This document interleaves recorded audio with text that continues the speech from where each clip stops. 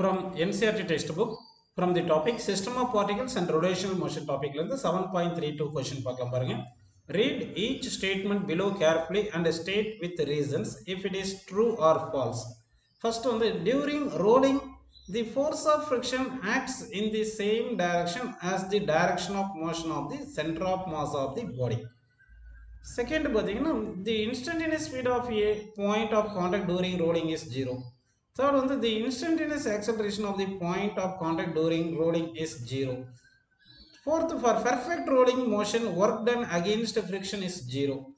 Fifth one, a wheel moving down a perfectly frictionless inclined plane will undergo slipping not rolling motion அப்படின்னு சொல்லியிருக்காங்க. So ஒவ்வொரு ஸ்டேட்மெண்ட்டும் பார்க்கலாம். First statement பாருங்க, during rolling the force of friction acts in the same direction as the direction of motion of the center of mass of the body ன்னு சொல்லியிருக்காங்க. So இந்த கேஸில் வந்து பார்த்தோம்னா இப்போ வந்து ஒரு பாடி வந்து என்ன பண்ணலாம்னா ரோல் ஆகும்போது இன்க்ளைன் பிளேனில் ரோல் ஆகலாம், இல்லைன்னா ஹாரிசான்டல் சர்ஃபேஸில் ரோல் ஆகலாம். ஸோ ரெண்டு கேஸ் எடுத்துக்கலாம். இப்போ வந்து இது ஹாரிசான்டல் சர்ஃபேஸில் இது ரோல் ஆகிற மாதிரி, இன்னொன்று வந்து இன்க்ளைன் பிளேனில் ரோல் ஆகிற மாதிரி எடுத்துக்கலாம். இது இன்க்ளைன் பிளேன் எடுத்துக்கப்பா, இப்படி எடுத்துக்கிறீங்க. இப்போ இந்த ஹாரிசான்டல் சர்ஃபேஸில் ரோல் ஆகும்போது, அதாவது ஃபேவர் ரோல் ஆகும்போது என்ன ஆகணும், ஆங்குலர் வெலாசிட்டி ஒமேகா இந்த டைரக்ஷனில் இருக்குன்னு எடுத்துங்க. Velocity of centre of mass வந்து இந்த டைரக்ஷனில் இருக்குது. அதாவது ஆங்குலர் வெலாசிட்டி வந்து பார்த்தீங்கன்னா direction into the plane, velocity of centre of mass towards right இருக்குன்னு எடுத்துக்கோங்க. இப்படி எடுத்துட்டிங்கன்னா ஃபேவர் ரோலிங்கில் ரொடேஷனல் மோஷன்னால tangential velocity R omega towards left இருக்கும் at the point of contact. அடுத்து centre of mass velocity translatory மோஷனில் centre of mass velocity towards right இருக்கும். அப்போ VCM is equal to R omega அப்படின்னு இருந்தால் தான் வந்து ஃபேவர் ரோலிங் நடக்கும். ஃபேவர் ரோலிங் எடுத்துக்கணும்.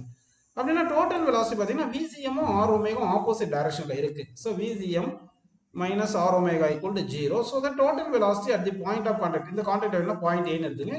Velocity at point of contact A இருக்கு இல்லைங்களா, அங்கே 0ன்னு வந்துடுது. அப்போ வெலாசிட்டி அந்த பாயிண்ட்ல வந்து 0வா இருந்துச்சுன்னா டிஸ்பிளேஸ்மெண்ட் 0வா இருக்கு. அப்போ வந்து இங்கே ஸ்டாட்டிக் ஃப்ரிக்ஷன் 0வா இருக்கும். அப்போ ஃப்ரிக்ஷன் வந்து இந்த கேஸில் 0 வருது. இவங்க என்ன சொல்லிட்டாங்க, for rolling motion force of friction acts in the same direction as the direction of motion சொல்லிட்டாங்க. அப்போ இங்கே ஃப்ரிக்ஷன் ஆக்ட் ஆகல. ஃபேர் ரோலிங்கில் ஹாரிசான்டல் சர்ஃபேஸில் ரோல் ஆகும்போது ஃப்ரிக்ஷன் ஃபோர்ஸ் 0 இருக்கு.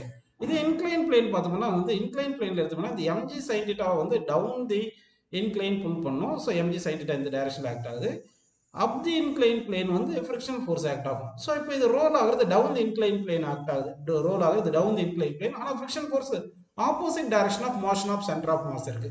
இந்த சென்டர் ஆஃப் மாஸ் டைரக்ஷனுக்கு ஆப்போசிட்டாக இருக்கு. அப்படின்னா இந்த ஸ்டேட்மெண்ட் வந்து ஃபால்ஸ் அப்படின்னு எடுத்துக்கலாம். ஒருவேளை வந்து இந்த இன்க்ளைன் பிளேன், இது சாதாரண ஹாரிசான்டல் பிளேன்லேயே ஒரு ரோலிங் பாடி நம்ம எடுத்துக்கிறோம். இப்போ வந்து ஒரு ஃபோர்ஸ் அப்ளை பண்ணுறோன்னு எடுத்துங்க. அதாவது இங்கே வந்து ஃபோர்ஸ் வந்து அப்ளை பண்ணுறோம் இந்த பாடி மேலே ஃபோர்ஸு. இப்போ சென்டர் ஆஃப் மாஸ் சம் பிளேஸில் இருக்குது. இந்த ஃபோர்ஸ் வந்து சர்டன் ஹைட்டில் வந்து அப்ளை பண்ணோம்னா இப்போ வந்து இங்கே ஃப்ரிக்ஷன் ஆக்ட் ஆகிறது வந்து டுவோர்ட்ஸ் ரைட் ஆக்ட் ஆகலாம், இல்லைன்னா டுவோர்ட்ஸ் லெஃப்ட் ஆக்ட் ஆகலாம்ப்பா. ஃப்ரிக்ஷன் வந்து டுவோர்ட்ஸ் ரைட் ஆகலாம், இல்லை டுவோர்ட்ஸ் லெஃப்ட் ஆக்ட் ஆகலாம். புரியுதுங்களா? அப்போ வந்து ஃப்ரிக்ஷன் ஃபோர்ஸ் இந்த direction of motion velocity of centre of மாஸ்ல தான் இருக்குன்னு சொல்ல முடியாது கண்டிப்பாக.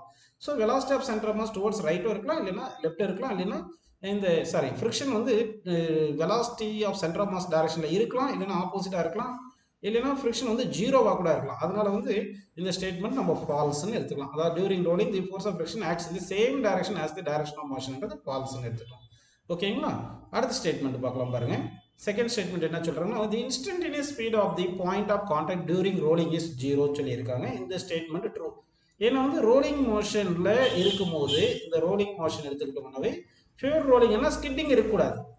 அப்போ வந்து இங்கே ஒமேகா வந்து நம்ம கிளாக் வைஸ் டைரக்ஷன் எடுத்துக்கிறோம். இந்த பாயிண்ட் ஆஃப் கான்டாக்ட்ல என்ன ஆகுதுன்னா இந்த ரொடேஷன் மோஷன்னால velocity R omega towards left இருக்கு. டிரான்ஸ்லேட்டரி மோஷனால velocity of centre of mass வந்து டுவர்ட்ஸ் ரைட் வருது. இந்த VCMும் ஆர் ஒமேகாவும் ஈக்குவலாக இருந்தால் தான் ஃபேவர் ரோலிங்னு எடுத்துக்கணும். அப்போ velocity at point of contact வந்து 0. இது வந்து இன்க்ளைன் பிளேனாக இருந்தாலும் சரி, இன்க்ளைன் பிளேனில் ரோல் ஆனாலும் இல்லை ஹாரிசான்டல் பிளேனில் ரோல் ஆனாலும் அட் பாயிண்ட் ஆஃப் கான்டாக்ட் வந்து ஏறுதுட்டா velocity of the instantaneous velocity of the point of contact வந்து 0வா இருக்கும். அப்போ தான் அது ஃபேவர் ரோலிங். ஸோ இந்த செகண்ட் ஸ்டேட்மெண்ட்டை நம்ம ட்ரூன்னு எடுத்துக்கலாம். இந்த செகண்ட் ஸ்டேட்மெண்ட் ட்ரூன்னு எடுத்துக்கலாம். ஓகேவா? நெக்ஸ்ட் தேர்ட் ஸ்டேட்மெண்ட் பார்க்கலாம் பாருங்க. The instantaneous acceleration of the point of contact during rolling is 0ன்னு சொல்லியிருக்காங்க. இதுதான் கொஞ்சம் கன்ஃபியூஷனாக இருக்கும் உங்களுக்கு. இப்போ வந்து பார்த்தீங்கன்னா இது ஹாரிசான்டல் சர்ஃபேஸ் எடுத்துங்க. இப்படி ஹாரிசான்டல் சர்ஃபேஸ் எடுத்துக்கிட்டோம்னா இந்த பாயிண்ட் இருக்கு இல்லைங்களா, அதாவது இந்த பாயிண்ட் நம்ம என்ன பண்ணலாம்னா ஏன்னு எடுத்துக்கலாம். இந்த பாயிண்ட் ஏ வந்து இப்படி இந்த ரோல் ஆகும்போது இப்படி ரோல் ஆகுது இல்லைங்களா, இப்படி ரோல் ஆகும்போது நல்லா கவனிங்க, இப்படி ரோல் ஆகுது, ரொட்டேட் ஆகுது, டிரான்ஸ்லேட்டரி போகுது. இப்படி ஆகும்போது இங்கே இந்த பாயிண்ட் அதுக்கப்புறம் பேக்கில் போயிடும், இங்கே ஃப்ரண்ட்டில் இருக்கிற பாயிண்ட் இப்படி வந்திருக்கும். கரெக்டுங்களா? அப்போ வந்து இந்த இன்ஸ்டன்டேனியஸ் பாயிண்ட், சப்போஸ் இங்கே ஒரு பாயிண்ட் பி எடுத்துட்டோம்னா பி என்ற பாயிண்ட் தான் அதுக்கப்புறம் ரோல் ஆகும்போது பாட்டம் கான்டாக்ட் பாயிண்ட்டுக்கு வரும். அப்போ கான்டாக்ட் பாயிண்ட்டுக்கு வந்துட்டு திருப்பி பேக் வந்து லிஃப்ட் ஆயிரும். அதாவது இங்கே ஒரு பாயிண்ட் பி இருக்குது, வித் ரெஸ்பெக்ட் டு இந்த ரொட்டேட்டிங் பாடி பார்த்தோம்னா இந்த பாயிண்ட் பி வந்து அப்படியே டுவர்ட்ஸ் ஏ வந்து ரெஸ்ட்டுக்கு வந்து டுவர்ட்ஸ் லெஃப்ட் போயிடுது. அப்படின்னா வந்து அந்த பாயிண்ட் ஆஃப் கான்டாக்டில் அந்த பாடி பி, பார்ட்டிகல் பி வந்து பாயிண்ட் ஆஃப் ஏக்கு வரணும். அப்படி வரணும் வித் ரெஸ்பெக்ட் டு ரொட்டேட்டிங் பாடி எடுத்துக்கலாம். அப்படி வரும்போது கம்ஸ் டு ரெஸ்ட் வரணும். கம்ஸ் டு ரெஸ்ட்னா அப்போ வெலாசிட்டி சேஞ்ச் ஆகுது. கரெக்டுங்களா? அப்போ வெலாசிட்டி சேஞ்ச் ஆகுதுன்னா அப்போ அந்த ஆக்சலரேஷன் நாட் ஈக்குவல் டு ஜீரோவாக இருக்கணும். சரிங்களா? ஆனால் instantaneous acceleration of the point of contact during rolling is zero சொல்லியிருக்காங்க. அதனால ஃபால்ஸ்ன்னு எடுத்துக்கலாம். ஆனால் இது ஒரு சில டைம்ல ட்ரூவாக கூட வந்திருக்கலாம். எப்படி ட்ரூவாக வந்திருக்கலாம்னு பார்த்தீங்கன்னா, இந்த இன்க்ளைன் பிளேன்ல வந்து இப்போ ரோல் ஆகுதுன்னு அஸ்யூம் பண்ணிக்கோங்க. இன்க்ளைன் பிளேன்ல ரோல் ஆகுது. இப்படி ரோல் ஆகும்போது இப்போ வந்து இங்கே mg sine theta down the plane act ஆகும். இந்த ஃப்ரிக்ஷன் ஃபோர்ஸ் வந்து என்ன ஆக்ட் ஆகுதுன்னா அப் தி பிளேன் ஆக்ட் ஆகுது. Mg sine theta friction force resultant force என்ன பண்ணியிருக்குன்னா ஆக்சலரேஷனை ப்ரொடியூஸ் பண்ணியிருக்கும். ஆக்சலரேஷன் இருக்கும். அதே மாதிரி இந்த ஃப்ரிக்ஷனால ஃப்ரிக்ஷனல் இந்த டார்க் இருக்கும், ஆர் இன்ட்டு எஃப் டார்க், அதனால ஆல்ஃபாவும் இருக்கும். அப்போ ஏ ஈக்குவல் டு ஆர் ஆல்ஃபா அப்படின்னு கண்டிஷன் வச்சுன்னா ஏன்றது டேஞ்சென்டியல் மோஷன், அதாவது டிரான்ஸ்லேட்டரி மோஷனால வர ஆக்சலரேஷன். இந்த ஆர் ஆல்ஃபா ஆக்சலரேஷன் வந்து ரொட்டேஷனல் மோஷனால டேஞ்சென்ட்டா, அதாவது டேஞ்சென்டியல் ஆக்சலரேஷன் இருக்கும். ஸோ இப்போ இந்த ஒரு பாயிண்ட் கான்டாக்ட் பாயிண்ட் ஏ எடுத்தோம்னா இந்த பாயிண்ட் ஏல வந்து acceleration to translatory motion, acceleration of centre of mass, அதாவது சென்டர் ஆஃப் மாஸ் ஆக்சலரேஷன் இந்த டைரக்ஷனில் இருக்கு. ஆர் ஆல்ஃபா வந்து இப்போ வந்து இது ரோல் ஆகுது, இப்படி ரோல் ஆகுதுன்னு வச்சுக்கலாம். அப்போ ஆல்ஃபா இந்த டைரக்ஷன் இருந்துச்சுன்னா R alpha of the plane இருக்கும். இந்த ஏசிஎம்மும் ஆர் ஆல்ஃபாவும் ஈக்குவல் அண்ட் ஆப்போசிட் அப்படின்னு எடுத்துக்கலாம் பாட்டம் மோஸ்ட் பாயிண்ட்ல. அப்படின்னா total acceleration at point contact பாயிண்ட்ல வந்து ACM minus R alpha that is equal to zero வரும். ஸோ இப்போ ஆக்சலரேஷன் வந்து ஜீரோன்னு கூட சொல்லிக்கலாம். ஆனால் வந்து இந்த பாயிண்ட் வந்து மொமெண்ட்லி கம் டு ரெஸ்ட்னு வர்றதுனால, அதாவது அந்த மொமெண்ட்லி அந்த கிரவுண்டுக்கு வந்து இங்கே இருக்கு பாருங்க, இந்த ஒரு ரோல் எடுத்துக்கிறோம், இந்த பாயிண்ட் எடுத்துக்கிறோம்.